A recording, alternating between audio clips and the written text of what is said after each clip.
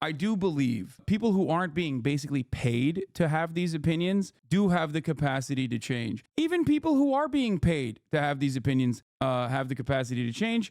I've shown that.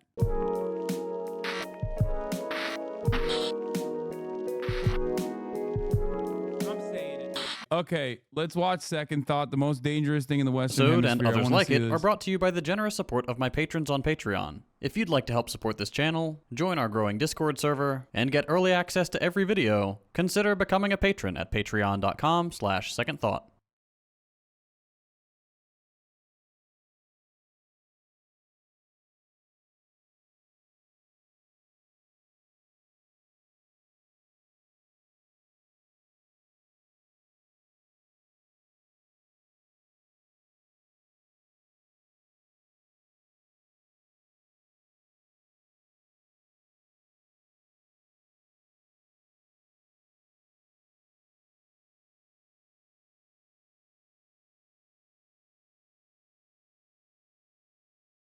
Which is, he never said that. Wait, what? He wrote this. What are you talking about? He literally wrote this famously in a letter from Birmingham prison.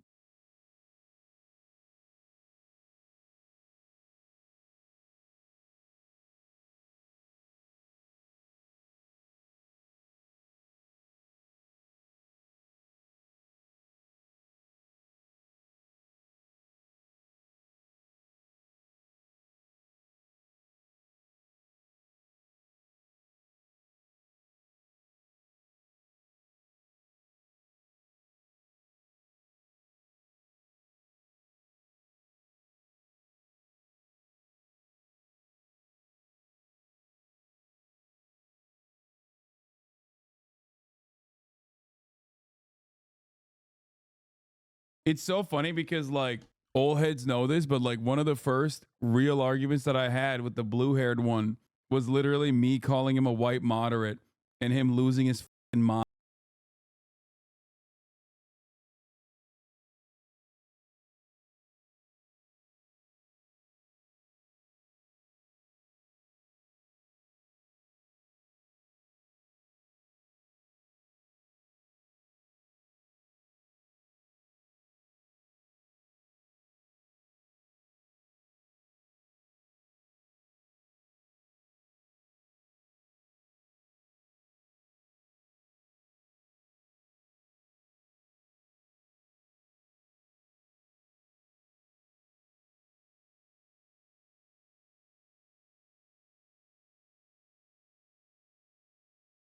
Anyone who criticizes Say the line, history will absolve me.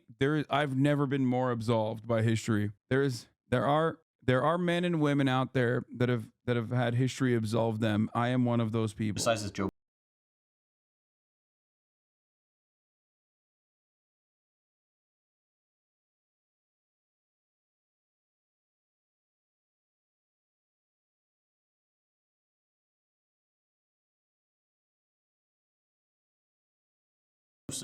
There is a Bro, he's just generalizing and attacking a group, not Hasan though. Yes, dude, he's right. He's talking about people who adorn the aesthetics of liberalism and progress while simultaneously serving you a sloppy steak. Okay?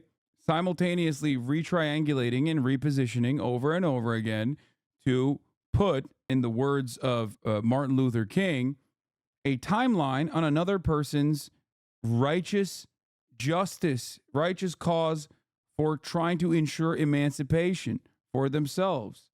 It's ridiculous.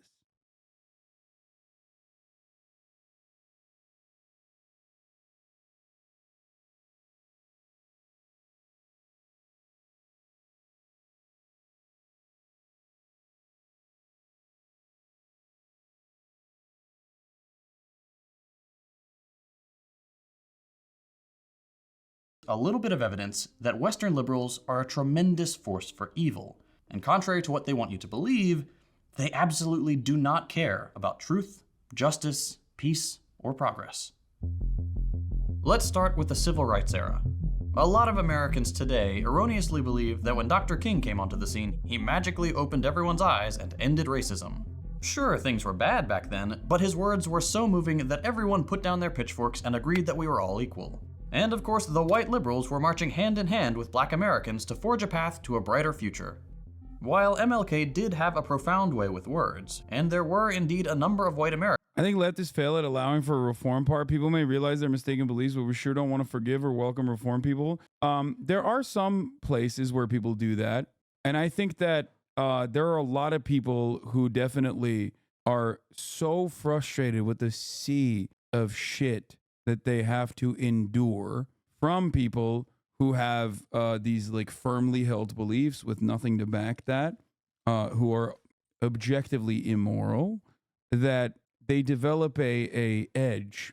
That's what happens. That's why I'm very understanding usually of marginalized communities. Like I've talked about this with respect to the trans community. Like a lot of trans people, given the sea of attack, the constant fire that they're under, even in places that are supposed to be safe for them, like online communities and whatnot, oftentimes have a immediate reaction that is like no, fuck you, I'm writing you off, you're transphobic.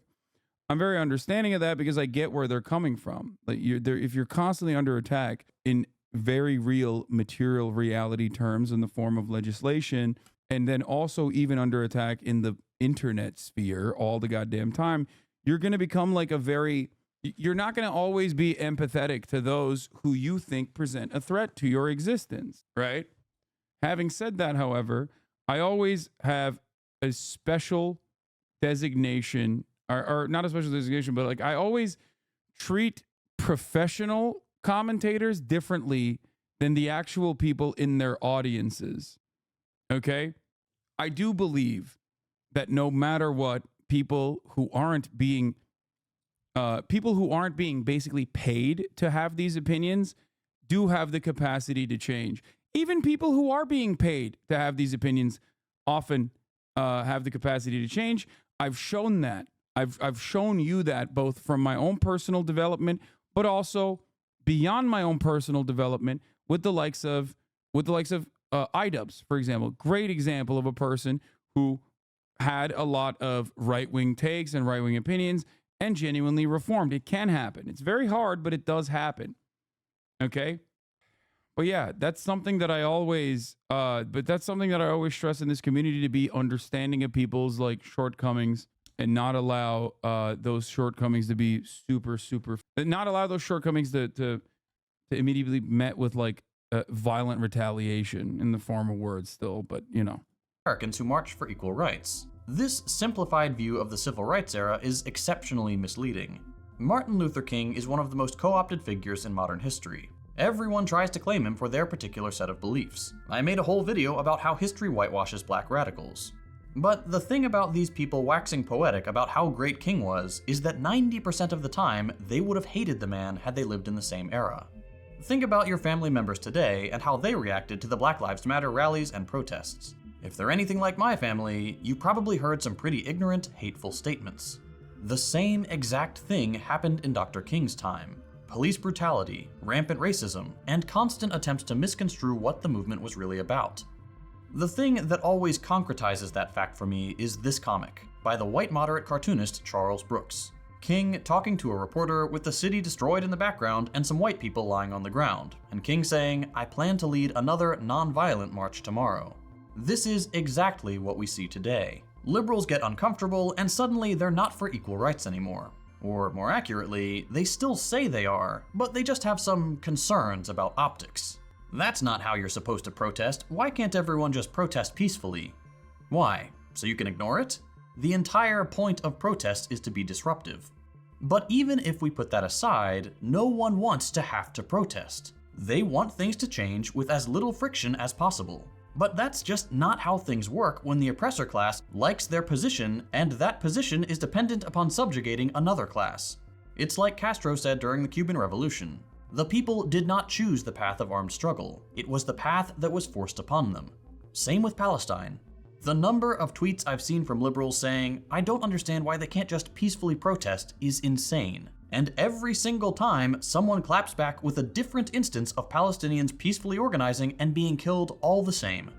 But of course, they're not saying that because they genuinely want to arrive at a reasonable solution. They're saying that specifically to run counter and to specifically run defense for Israel. That's why they're saying it. if someone is genuinely interested in learning, in many instances, they're not going to pop off this way. Okay. These are people who are masquerading as those who want to learn that actually don't want to learn at all.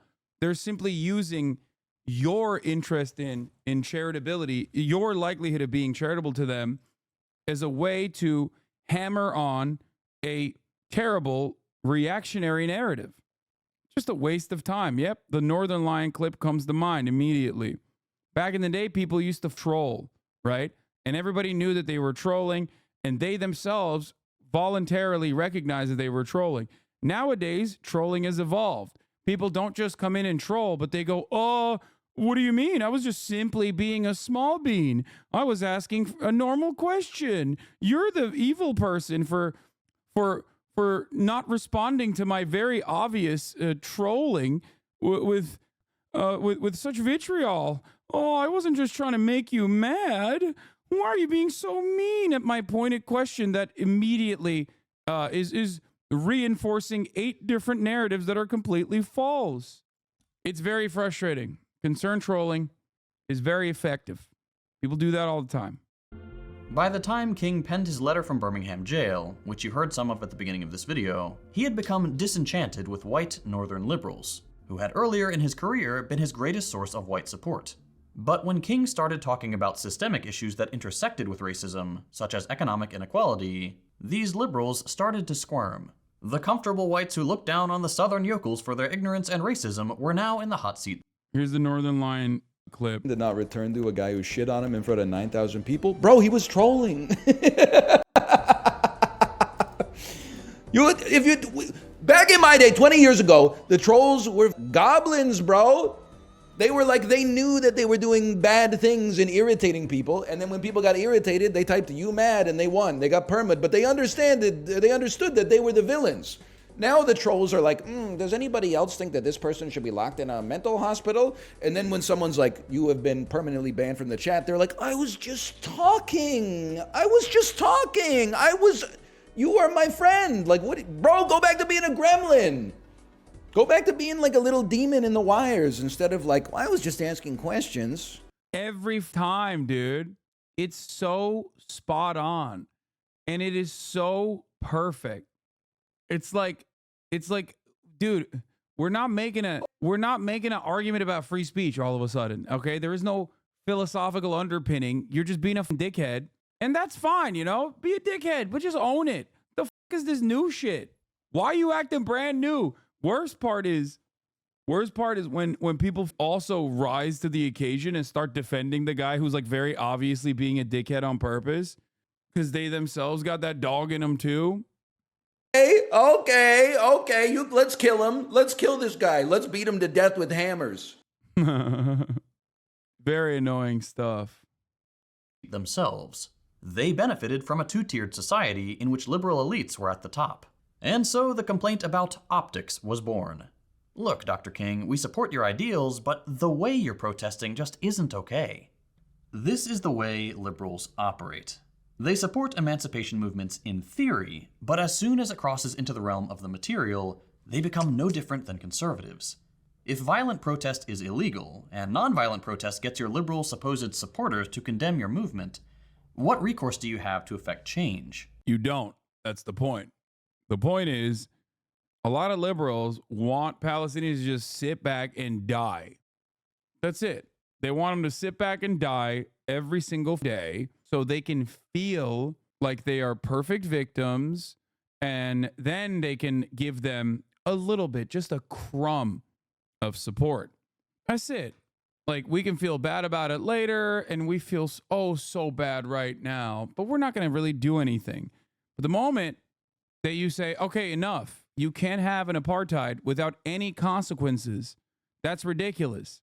The moment that happens, they're like, these are violent, bloodthirsty barbarians. And this is coming from someone who openly recognizes that, yes, atrocities occurred on October 7, okay? That is why I said a resistance to apartheid is always going to be imperfect. I said that on October 8.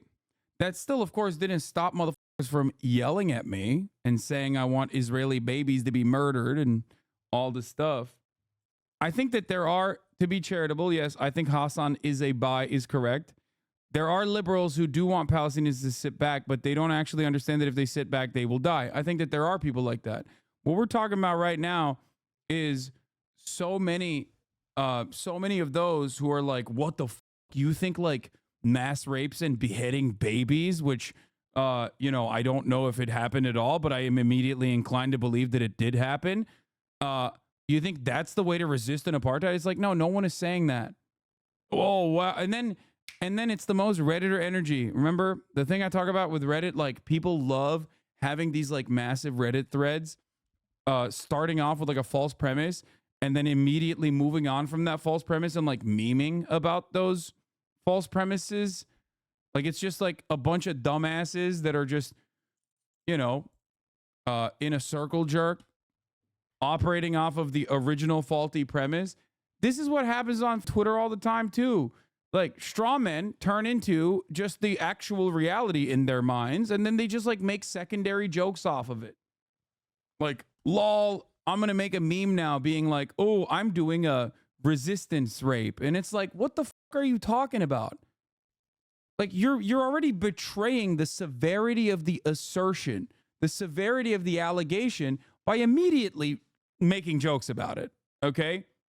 Like you think that, so I'm here to believe, I have to sit back and believe that like you legitimately think that mass rapes occurred on October 7, and now you're just immediately popping off about jokes? It just doesn't make any sense. Like you okay, so you don't give a fuck about rape. You just want to use it, you want to weaponize it against Palestinians then. That's all you're, am I because you're basically demonstrating that you don't give a fuck about it, right? You just don't care. You don't care about it at all. You just only want to care about it as a way to win an argument. The fuck? It's ridiculous. It's sociopathic. A lot of people show their asses like that. There's a reason imperial core countries are actively trying to criminalize various forms of protest. They have a vested interest in things remaining the same. As Kwame Ture said in his 1969 book, The Pitfalls of Liberalism, what a liberal really wants is to bring about change which will not in any way endanger his position. That is, of course, impossible when we're talking about fixing the systemic problems of racism, imperialism, and economic inequality. According to a 1966 Harris poll, King's favorable rating among white Americans was just 27%. Compare that to 95% today. That's how liberals operate. They oppose any attempts at emancipation while they're happening, then pretend they were always on the side of the righteous when they have the benefit of history books telling them who the good guys were. There's a great tweet. Yeah, the craziest part about it is that it is also like a well-established trope, and that's why it works really well, because they used it against black people in perpetuity. White supremacists did, liberals alike. White supremacists in the United States of America from all different political ideologies have so consistently utilized this like depersonalization, dehumanization tactic to be like, yeah, these are rapist, barbarian monsters, that like it fits so quickly. It just like immediately people are like, oh dude, this is a comfortable skin I'm in. Like I love this. I love this argument. It's my favorite. I use it all the time. That really sums up this liberal tendency. A liberal is someone who opposes every war except the current war and supports all civil rights movements except the one going on right now. Yep. Now, while MLK was outspoken in his disappointment with white liberals, Malcolm X went a critical step further and correctly labeled them an enemy of genuine progress and liberation. The conservatives are wolves. You know what they're up to. They're evil and they're honest. Not because they care about being honest, but because they're not afraid to wield power when they have it. The liberal is a fox. Less outwardly threatening, even seemingly approachable, but still a predator. A conservative will usually be open about their racism and how they need to keep the dirty foreigners out. Whereas a liberal will say things like,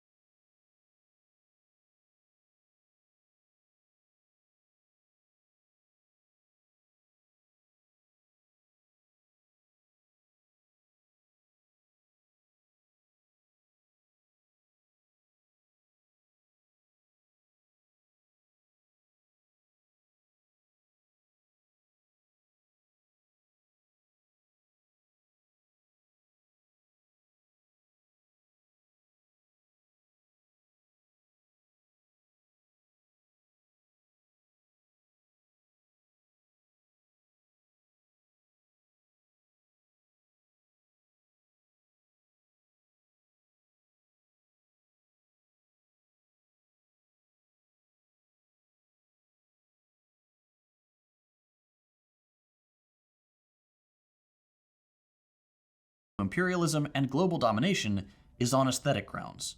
They may say they're cool with gay And sometimes they literally drop the aesthetic as well, like Brandon being like, illegals, is an illegal murder. people, but they're Which, by the way, remember how so many people came into my chat earlier this morning and they were like, well, he was just repeating what Marjorie Taylor Greene is saying, only to have Biden literally double down. Biden literally doubled down on his usage of the term and went, nah, he's not in here legally. Well, he wasn't here legally, was he? That's what he said. They shouldn't be here. I kind of hate the still building the wall argument because there's some dishonesty built into it. If an appropriation has been passed, it has to be spent. Like, I think Biden would still build the wall if he had a choice. But let's not pretend he had that choice. Congress passed the legislation and Trump signed it. That's a beautiful way to cover this nonsensical story because, one, Biden promised he would not build the wall. Two, everybody recognizes that, like, building the wall is just symbolic racist hatred anyway. It's meaningless. And three, Biden did not have to use eminent domain to continue purchasing and forcibly purchasing land to continue building the wall. And four, and perhaps most importantly, Congress passed the Senate that they're talking about passed a Brandon-backed piece of legislation that had $22 billion in additional funding for border security measures, which included additional funding that he is appropriating to build the wall. He's now running around the country trying to get that bill to be passed in the House. Republicans, not once, but now twice, two times, saving the American nation with their petty partisan bullshit. Last time they did this was when Joe Biden, Vice President Joe Biden, alongside President Barack Obama, were trying to cut Social Security. And the Republican Tea Party caucus said no, because they were more focused on being obstructionist. They did not want to give a W to the Barack Obama administration, and they stopped that bill from passing. Say thank you, Tea Party caucus, every time your grandpappy still has the same level of Social Security entitlements, and it's not actually diminished as a consequence of the Obama administration, just like you should say thank you to the most racist white supremacist Republicans in the House of Representatives for not passing this border bill. Thank you, Republicans, for your petty, partisan, gridlock-focused attitude in Congress as you cripple the legislative body every single day, because when the Democrats want to do some real fucked up shit and pass right-wing, white nativist immigration policies, you bravely say no. It is ironically the Republicans that are doing harm reduction right now, just so you understand. Yeah, if you want to call it out as it actually is, those same freaks, those racist assholes, are the ones who are actually engaging in harm reduction, not the beloved Democratic Party senators, by the way. And they're doing it not because they, care about the issues or anything. They're not doing it for some moral reason. They're doing it purely out of spite. That's how stupid American politics is. That's why I feel like I'm losing my goddamn mind every day of the week when I cover this shit. We're still going to turn the rest of the world to glass if it means maintaining our hegemony. A good example of this Did you lose followers or deals due to your support of Palestine? I have lost a shit ton of both followers and also brand deals, yes. Liberal pandering is when Pharrell I have been warned numerous times over and over again throughout my consistent coverage. recently sent Trump a cease and desist to stop Trump from using his songs at rallies. And Doesn't matter, though. I'm not going to stop. then he turned around and performed at a fundraising gala for the IDF. The people who've killed 11,000 children in the past few months, who have targeted doctors saving injured people, journalists trying to show the world what's happening, the people who blindfolded a man, told him to run, and then sniped him in the back of the head. Okay, celebrities being useless is one thing, but when you have a liberal world leader, that's when things get really dangerous. Take Trudeau, for example. In response to one of the many ongoing protests for Palestine in Canada, on February 13th, he posted the following on Twitter. Listen, I don't like talking about that side of the equation for two reasons. Okay? One, because like you're taking an L and you're openly admitting that you're taking an L, and people celebrate that sort of thing like my haters do. And two, it doesn't matter in the grand scheme of things, right? I have 50,000 subscribers. I am powered entirely by my community. Entirely. Okay? Part of that is what allows me to say off to many brands anyway, which I still continue to do. So it doesn't matter when brands or an agency, let's say, is saying that my Israel-Palestine coverage is too hot. Okay?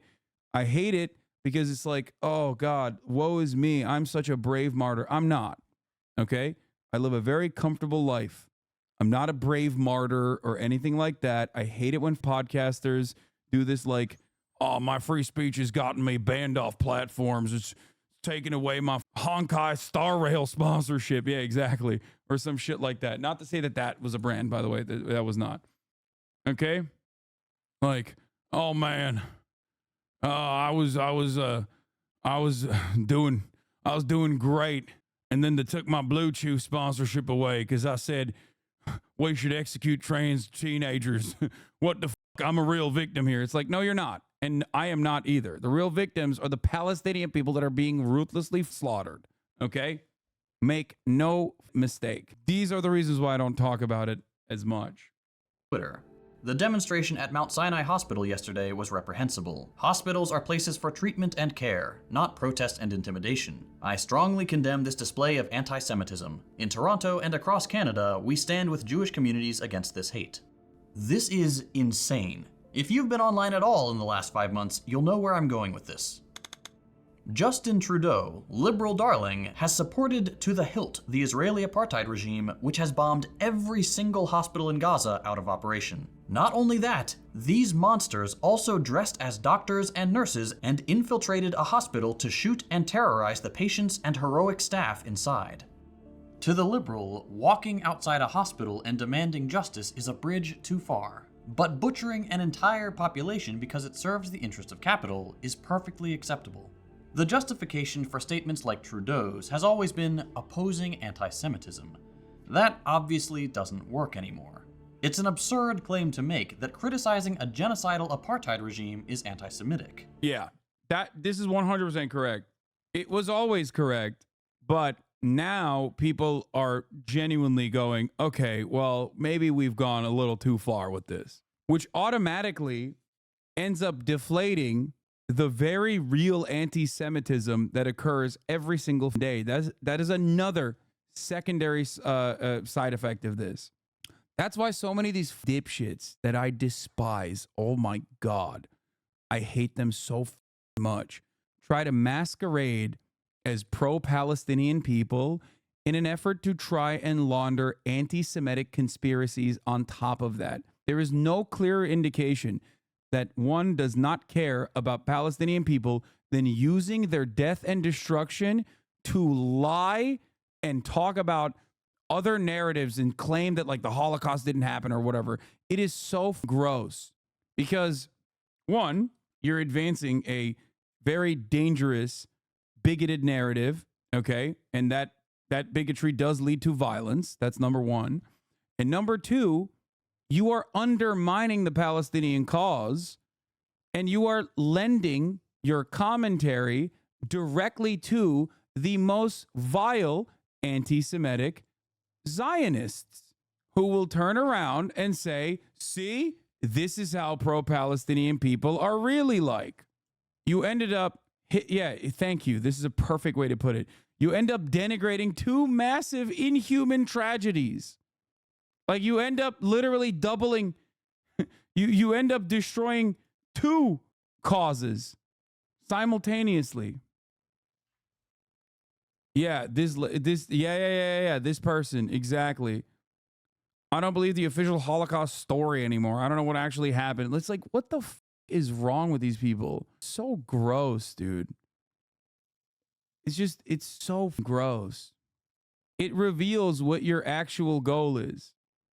This, in my opinion, is no different than Nazis utilizing socialism or economic populism on the left to actually hammer on their true agenda, nationalism, anti-Semitism, okay?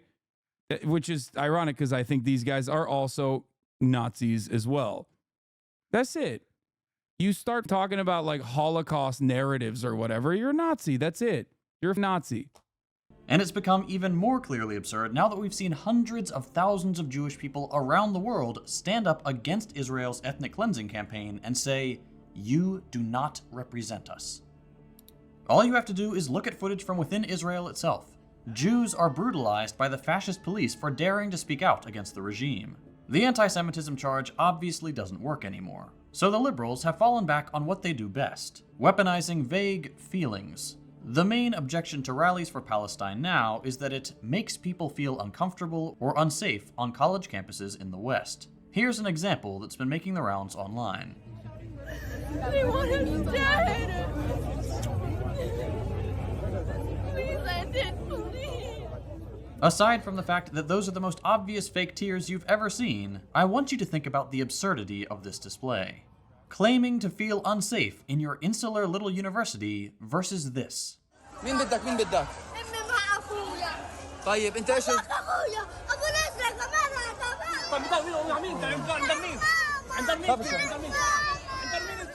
That's what unsafe looks like. You feel uncomfortable? Think about how uncomfortable it is to have no food. Yeah, I can't believe how much we talked about that. Oh my God. That was so crazy. That was so wild. Like, there is nothing more illustrative about our privilege in the Western world. About people being like, I saw a free Palestine sticker and it made me shit my pants. That's the real danger. And have the media cover that as though it's like a serious claim when like people were being ruthlessly slaughtered, while simultaneously even the Arabs, Muslims, or people who are of any background, including Jews that were anti-Zionist and protesting the actions of the state of Israel, were genuinely like, one, being shot, as you know, the Palestinian students that were shot at. One of them is going to, use a wheelchair for the rest of his life. And we were still talking about Claudine Gay and shit for not being sufficiently pro-Israel, being punished, whipped around by the media. Yeah, the students at Columbia that were skunked. So many instances, like just such a glaring, obvious double standard. So gross. Food or clean water. 6-year-old Palestinian boy, or 6-year-old boy that was he Palestinian? I think he was Arab, right? Or maybe they were Palestinian. Stabbed to death by their landlord. No shelter, no hygiene products. Your family killed. The places you've been told will be safe, purposefully targeted with bombing runs. Liberals have no right to cry crocodile tears and pretend to feel unsafe. Of course, they'll still do it, and sometimes it will work. There are very few weapons as dangerous as a white woman's tears, as minorities have learned the hard way throughout history. Enough pretend fear and they get what they want. In this case, the criminalizing of solidarity with the people currently being exterminated. I made a tweet the other day that said, "One thing that's been bothering me recently is that I have no power to make liberals care. I can say, I will never again speak to someone who still supports Israel, but what good is that? The hate and powerlessness I feel is something I haven't experienced before." I had one commenter respond with something I think is important to share. This is how colonized people have felt forever. Liberals act like they care, but they don't. They really, really don't. And their fake performative caring actually makes it way worse. At least right-wingers are honest. That's a great point, and it echoes what Malcolm X said half a century ago. Liberals are no better than conservatives. They're often even more bloodthirsty, as we've seen with their recent behavior. The only thing that separates a liberal servant of empire from a conservative one is that the liberal will lie through their teeth to make it seem like they're on your side. At least when a conservative says they want you dead, you can believe it and brace for impact. With a liberal, you have to be a lot more vigilant. Conservatives don't care if they have the moral high ground. They want what they want, and they don't care how you feel about it. A liberal will twist themselves into knots trying to convince you, and often themselves, that they are the moral arbiter of modern politics. Even the liberals who are critical of Joe Biden and the wider West's enabling of this genocide often speak out in a way that ends up reinforcing belief in liberalism. Take the recent drama surrounding Jon Stewart. He said some common sense stuff about Biden and really pissed off the vote blue no matter who crowd. Yes, but his I criticisms saw. also really resonated with the masses of more casual liberals in the imperial core. I saw Jordan Peterson's replying to Hasanabi fan channels now. I saw. You are an outright liar. No, my favorite articles that are being written right now is similar to this one. There was a Reddit post where Zionists went to a club. The DJ said free Palestine. The crowd cheered. The Zionists said they felt unsafe and went home. There was another one. I saw an excerpt from an article talking about a dude who's like 35 years old in New York. And he's like, oh, I match up with a lot of women. And then they say they're pro-Palestine. So I have to unmatch them. So in order to clear up the confusion, I put an Israeli flag in my name, and now I'm matching up with like mid-ass people. Like all the creative types that I like, including, here it is. This is the best one. Yes, thank you. Hinge and Tinder are swamped with anti-Zionism, says Jewish singles. Oh, God, we got to read this article.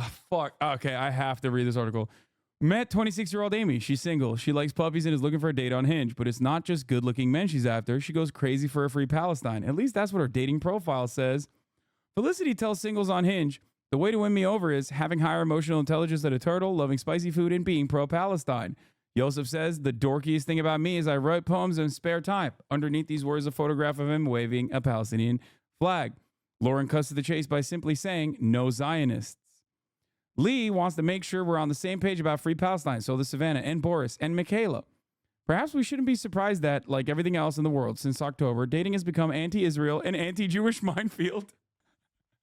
But although there are some pro-Israel profiles, most of the messages flow in one direction. Jewish singles on Hinge tell the JC that between 1 in 10 and 1 in 3 of their matches have something anti-Israel in their profile.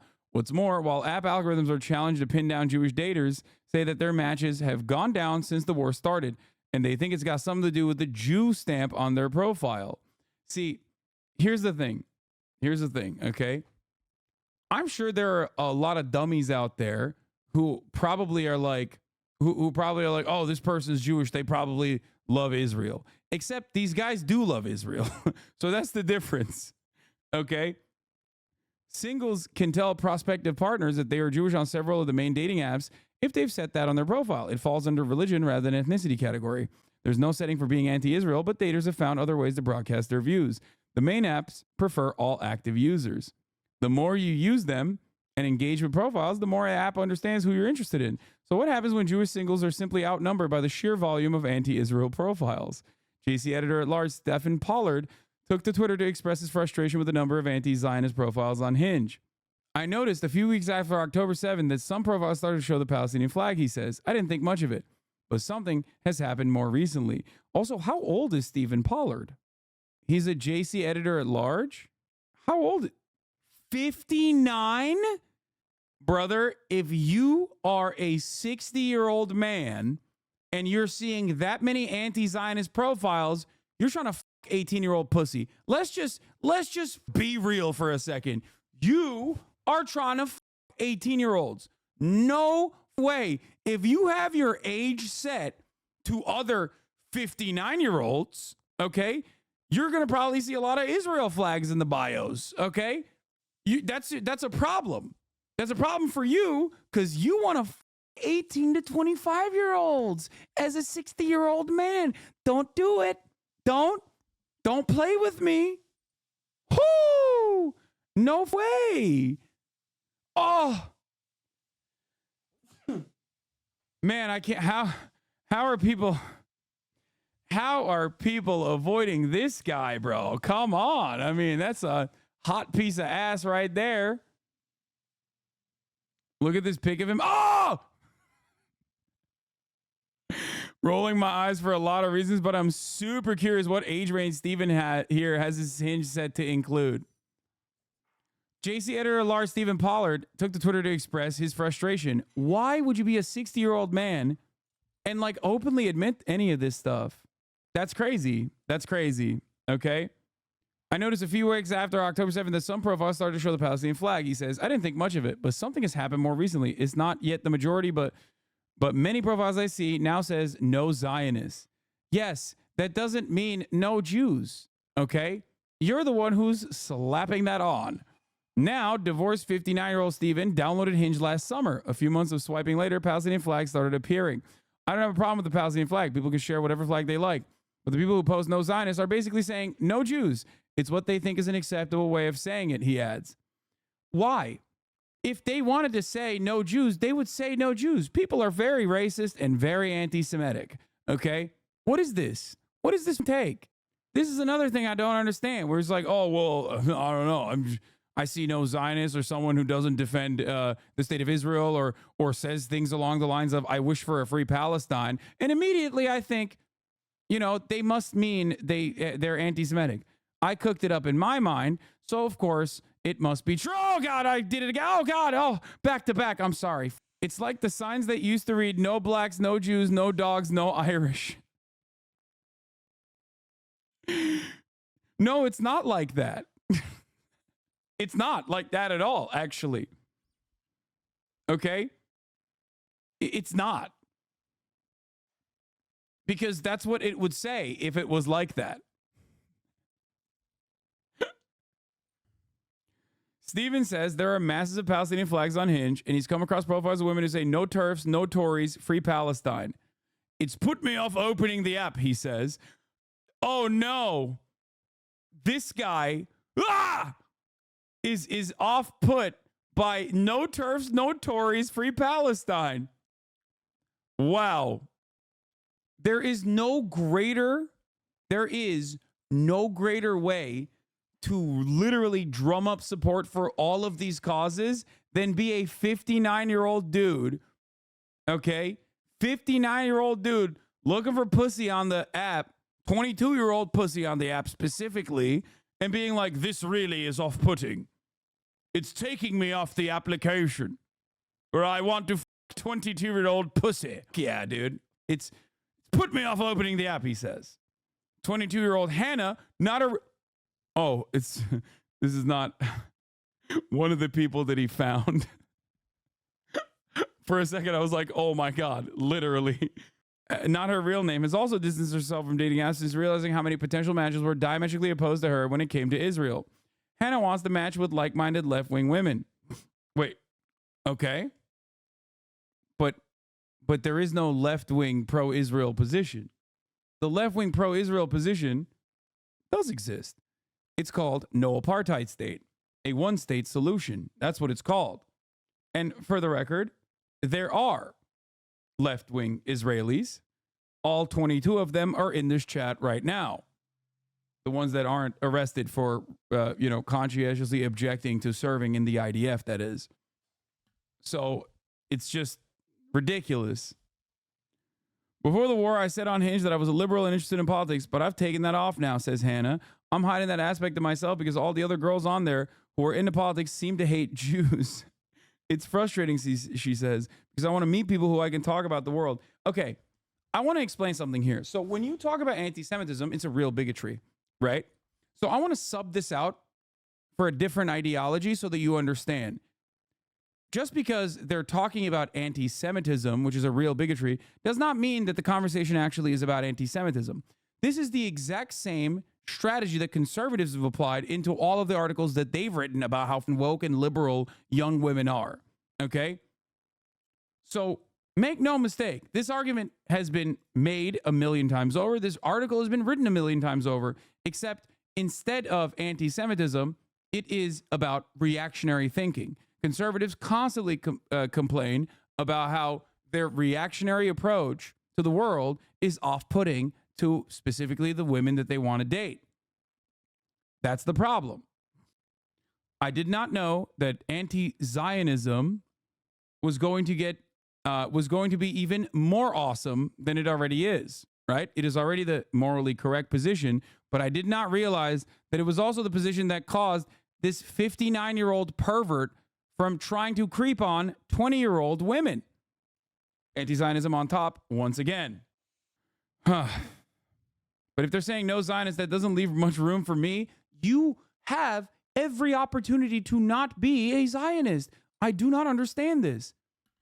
You can't magically not be Jewish, and no one should expect you to be, okay?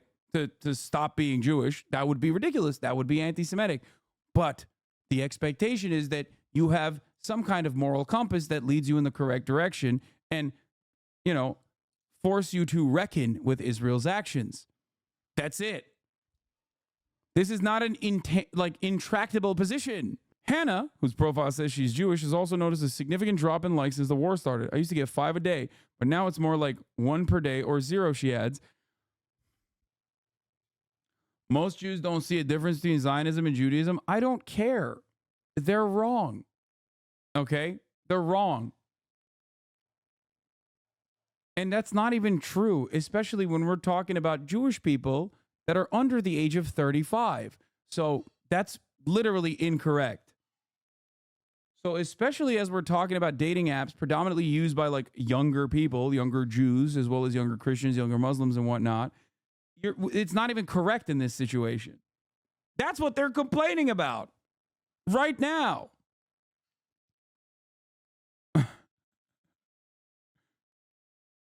Anyway, listen, my point always is if Jewish Israeli people can comprehend that Zionism is a fascist death cult, then Jews living in other countries like the United States of America can absolutely and do comprehend that very same basic reality. Okay? That's it. Sorry, but you can stop being Jewish like you can stop being any other religion. Oh my God, please stop with this r/atheism bullshit, okay? There is a reason why there is a specific carve out for religious beliefs. Judaism, especially unlike Christianity, is also ethnic as well. It's not just a religion. It is also an ethnicity. Please stop trying to farm r/atheism impressions in here. Oh my Lord.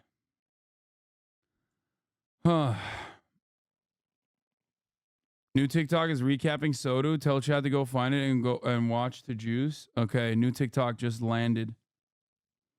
Anyway, I used to get 5 a day, but now it's more like 1 and 0. After October 7th, I know some friends were worried that potential matches might shy away from Jewish matches, fearing awkward political discussions. Even, I mean, I guess that's like charitable. You know what I mean?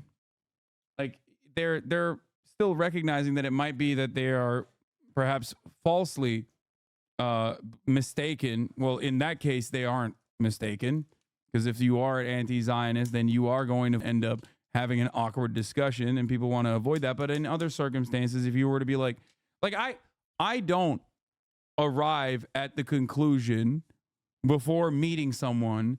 When someone tells me they're Jewish, I don't immediately assume like, oh, you must be pro-Israel and you're going to hate me. I don't. Perhaps it is because I am very fortunate and surrounded by a shit ton of anti-Zionist Jews, as you guys know.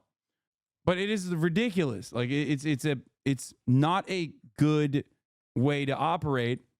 And if I'm to be as charitable as possible to that kind of bigotry, I think it stems from the fact that Zionism is presented as a part of Judaism. Now, this is the worst article to make this assertion on, because every single person that's complaining here are Zionists. I didn't think Israel would become so important in my dating life. I think now I'm looking for a different match on the apps than the person I was after before the war. Some daters say they've switched to Jewish-only dating. J-Swipe and J-Date are options, but they're both based in the U.S. And several single people said there are simply not enough people on these apps in certain parts of the UK. Others have set their preferences to Jewish on the mainstream apps. But this has come with its own challenges. This is the part that I wanted to talk about. This is the cream of the crop, which undermines the entire premise of the article, which is that maybe there's an anti-Semitic slant towards Jews, and that's why nobody wants to date these people that we found. Turns out that's not the case at all. Talk about why would they post this in the article? I don't know, because it's so perfect. My favorite part of the article is here. This is why I'm reading the article to begin with. Zach, 35, says, I got pretty disillusioned after I found After I found myself consistently matching with anti-Zionists, even if I set it to Jewish only. Zach put an Israeli flag emoji on his profile to rectify the situation. It's annoying because the more creative personalities I normally go for tend to be more anti-Israel. Now he's having fewer awkward conversations about the conflict, but the people he's matching with are less interesting. Dude, it's awesome. Bro, just drop the dude. Just for the sake of getting pussy, arrive at the moral conclusion, okay? Maybe this is a good thing, okay? Maybe don't be a Zionist. Because remember, Zach is talking about setting his preference to Jewish only, and unfortunately for him, still encountering a shit ton of anti-Zionist Jews. This is literally like, this should be your, in the words of Joseph Robinette Brandon, come to Jesus moment. Okay? This should be the moment where you're like, wait a minute. Why am I aligned with these lame asses? This requires just a little bit of self-reflection and re-examining of the situation, okay? I love he went, I'm going to put an Israeli flag to make it clear. Oh, it's so funny. It's like looking at a mirror and being like, damn, these people are ugly as f, dog. I don't know what's going on here. These Zionist Jews I'm matching with. Oh, it's so perfect. I'm getting no creative pussy out here. What the f? It's barren. He'd be open to dating someone he disagreed with on Israeli politics, but reckons the match would need to be fairly moderate in her anti-Israel views and not too extreme. Okay, Zach can be saved. Dude, that brother is starving, okay? He saw the other side and went, okay, it's fine, I think. He's moving the goalpost for pussy. Yo, this is so good. What no pussy does to a motherfucker.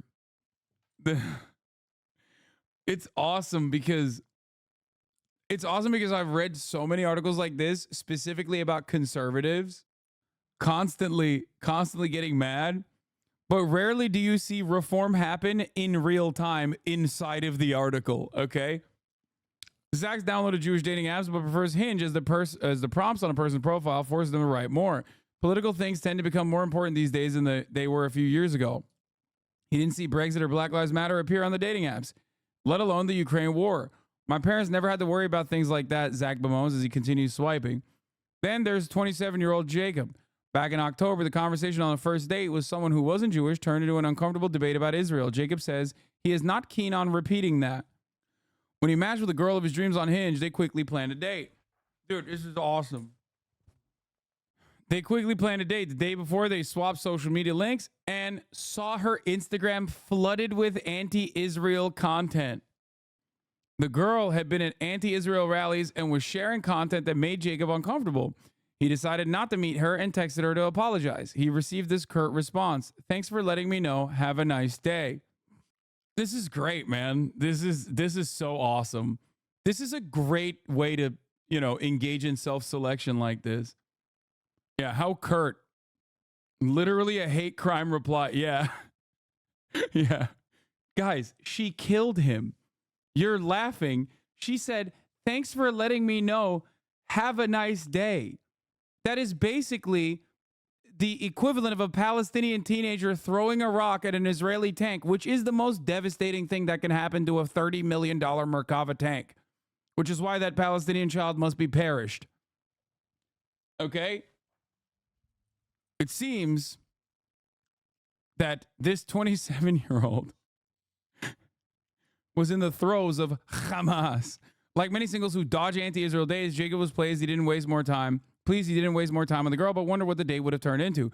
After that, he started matching with more Jews. The next month, Jacob met met another woman on Hinge. They discovered they're both going to the anti-Semitism march in central London and arranged to meet a date afterwards. They met at the demo, but the freezing weather, dude. Who the Jacob? You are never getting pussy. On God, you do not deserve it. Who the goes? Oh, for our first date, let's go to a counter-Palestinian rally. Yeah, let's do it. It's a perfect date. Let's go show our support for a genocide. Let's do it. Are the British people all right? What's happening? What's happening in the UK, mate? Yeah. I love cheering no ceasefire at the first date. Our beliefs are aligned on the death and destruction of the Palestinian children and the women and the men too. They met at the demo, but the freezing weather at the parade in November amid signs such as United Against Anti-Semitism didn't make for the most romantic start, and the pair were too cold and tired for sparks to fly. There has not been a second date. I thought shared interest in turning Palestinian children into liquid would have united us and made for grateful play. The vibes are automatically. Okay?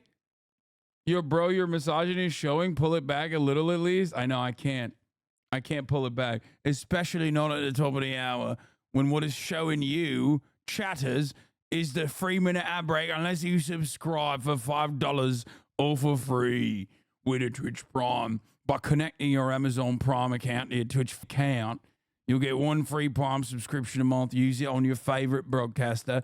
Hopefully that's me. You can also get gifted a sub right if you're lucky. Here's the 3-minute ad break now. Thank you so much to the Jewish Chronicle for chronicling this massive Zionist L. There's a lot of people who only date Jews these days, Jacob says. He thinks it's just a way of pre-selecting and avoiding unwelcome surprises.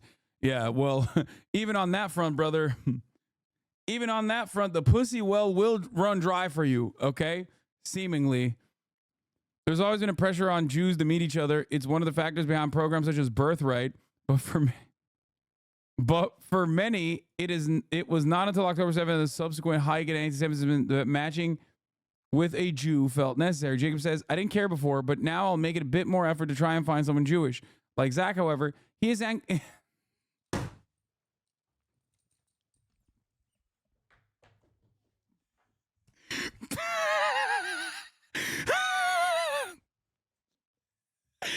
Like Zach, however, he's encountered anti-Zionist Jews. Oh, it's so good. It's so good. Oh, Jesus, are you 50? I'm subbed. F your ad break. Just last week, a Jewish man told Jacob, I go to the Palestinian marches, not the Israel ones, and invited him to an anti-Israel march in London. Yes. Yes. Oh, it's such a good, this is the greatest article I've ever read. When Jacob said he found the bias against Israel to be extreme, the match asked, what media are you reading? She went on, I found the Guardian and BBC to be biased in favor of Israel. They favor them all the time. I used to work in media, so I do know. She's so right, my queen. My Jewish anti-Zionist queen. Jacob, I'll match with a woman. I'm matched with a woman, but it's still on the apps. Oh, Jesus Christ. He hopes he won't waste any more time with those who espouse incompatible views, but in lieu of the perfect date, he's taken to organizing Jews only wine and cheese evenings. Bro's gonna keep running into the same problem over and over again, okay? The problem isn't that you want a Jews only wine and cheese evening. The problem is you need a pro-Israel wine and cheese evening, okay? That's the issue, dog.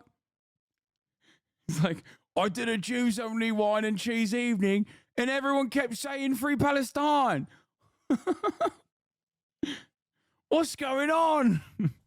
I hate it. This is my nightmare.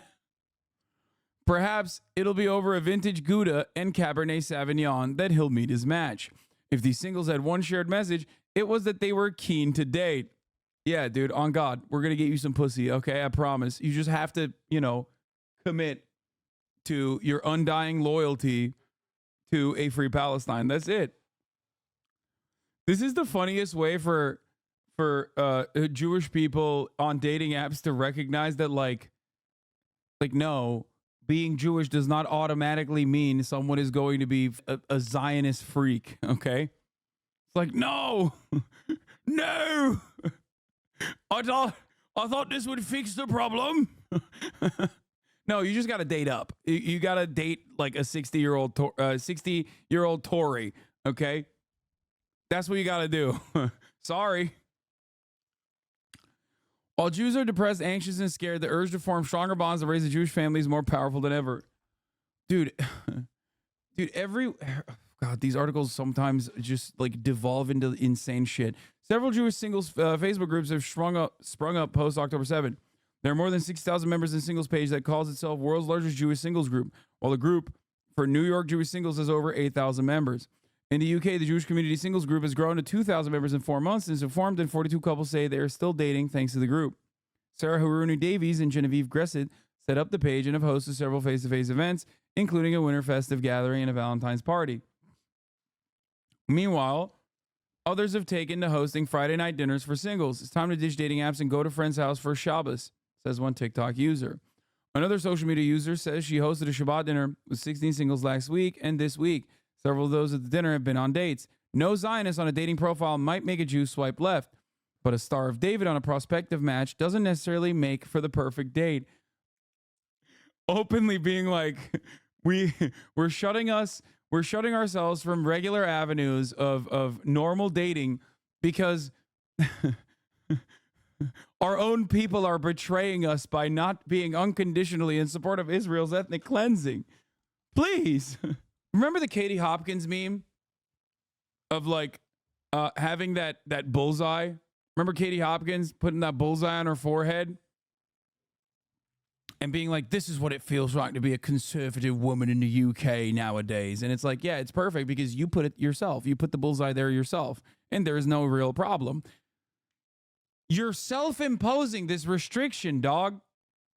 Like, you're so dumb. Like, I have a better solution to this, okay? Which is to change your brain and not be someone who is so bloodthirsty that you're literally like I'm looking for a partner that also has the same energy on genocide as I do. I don't get it. I've one simple request. The total death and destruction of Palestinian children. What the fuck? Jacob now looks more likely to meet his match at one of his wine and cheese evenings. Hannah will keep swiping away for the moment, but is sorely tempted by a single Shabbat. Most of my generation say they want a free Palestine, but all I want is a good date who isn't turned off because I'm Jewish, she says. Yeah, ironically, they would do better if they were filtering for Christian evangelicals, for sure. But like I said, the funniest part of the article is literally when the 35-year-old dude is like, I started self-selecting Jews. And then all the creative Jewish girls that I wanted to hook up with kept being pro-Palestine. It's fucked up. Oh, it's awesome. Ay, ay, ay. One of the greatest W's in a sea of W's for the pro-Palestinian cause was keeping that ugly freak trying to 20-year-olds off of Hinge, okay? It's great. His statements were intended to air the concerns of people starting to feel cognitive dissonance about their support of genocide, and then to steer them back into the fold of the Democratic Party. Yeah, Biden may be too old for the job, but we'll do better next time. The most important thing is keeping Trump out of the White House. Things would be so much worse under a Republican, believe me. Never mind, of course, that things are only this bad because Biden, liberal champion of peace and freedom, has personally refused to call off his attack dog, and has instead spent billions of dollars of your tax money to fund the massacre of tens of thousands of men, women, and children whose only crime is trying to prevent the slow-rolling eradication of their people and their history. I could go on like this, or hell, I could just leave the video running and play the hundreds of hours of footage showing what Western liberals are enabling in Gaza. Children torn to pieces hanging from piles of rubble. A man so stricken with grief that he loses consciousness after being told his entire family has been killed. A beautiful little girl, my daughter's age, standing alone in the cold, waiting for parents who will never come back. But I know that footage will not soften the liberal heart. If they've made it this far and not changed their mind, they are irredeemable, and I will not waste any more of my time trying to win over my enemy. And for those who think I'm being overly harsh and that liberals are annoying but not really all that dangerous, I'll cite just one more historical fact. Every time liberals have been given the choice between socialism and fascism, they have sided with fascism.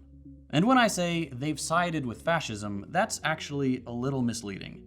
Yes, normal liberals, the individuals, will always pick a well-dressed white fascist over a scary urban communist. But liberals as a political organism don't really choose to side with fascism as much as they devolve into it. Fascism is rooted in the same Western mythology as liberalism. Whereas in times of peace and prosperity, liberalism has all the frills and niceties normal people would expect from a first world country. As soon as the economic base falters, as soon as the lines start to go down, the mask comes off. It's often said that fascism is capitalism in decay. And if there's one thing we've seen with the United States since the Reagan years, it's that capitalism is on the decline. There's a reason we're always at war, why our civil liberties are being curtailed under conservative and liberal leaders alike, why Joe Biden is holding twice as many immigrants in cages as Trump was at the end of his term, why we're backing Israel to the very last Palestinian. When capital has to circle the wagons to maintain its dominance, its rhetoric and actions start to look a lot like fascism. The reason for this is simple. Fascism is seen as a solution to an economic problem, just as socialism is.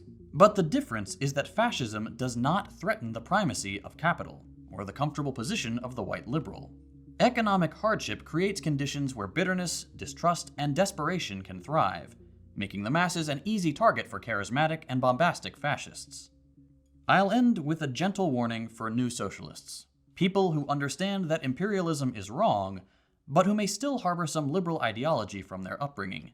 There's this pervasive belief that if you just show people enough data that something is bad, we'll reach a critical mass of collective outrage and then suddenly, through legal and government-approved means, we'll be able to stop the bad thing. Yup. That's just not how the real world works.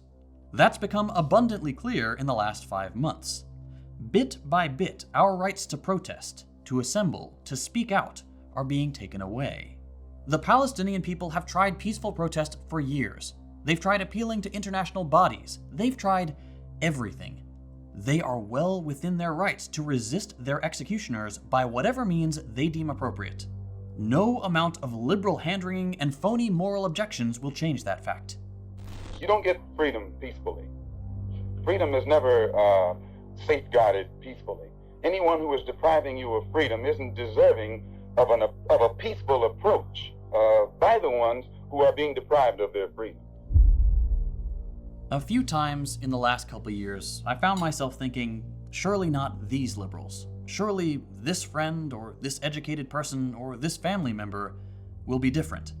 And they disappoint every single time. At some point, all decent people have to realize that liberals are as much the enemy as conservatives. They may weaponize inclusive language, they may try to trick you into thinking they care, but it's a lie. The Western liberal position on Palestine should be the final nail in the coffin of liberal legitimacy. And I know it's not my job to call people out like this. I know my role is to be inclusive and offer a charitable on-ramp into socialist ideas. But sometimes you just have to tell it like it is. Malcolm X was right. Liberals are the most dangerous thing in the Western Hemisphere. I mentioned at the beginning of the episode that my content is only possible thanks to my patrons on Patreon. For people who make principled socialist content, and especially content that's vocal in its support of Palestine, it's really hard to land sponsorships. In fact, I was in talks with a sponsor recently, everything was going fine, and then the rep hits me with, Do you think that JT's correct about hating the liberals who approach Palestinian genocide? Does that contradict the problem of canceling others that you were talking about today? Can we change the liberal position through good faith? I mean, I don't have the same defeatist approach that JT has. That's why I regularly spend every waking moment pretty much trying to change people's minds, and I get bullied and humiliated for it along the line. But the way I see it is like one person whose mind I can change is good for me. But I totally understand where he's coming from. I think he's more realistic than you. Yeah, well, listen, I see my role as someone who absolutely needs to work tirelessly from my position of profound privilege and comfort, someone who has to work tirelessly to change people's minds.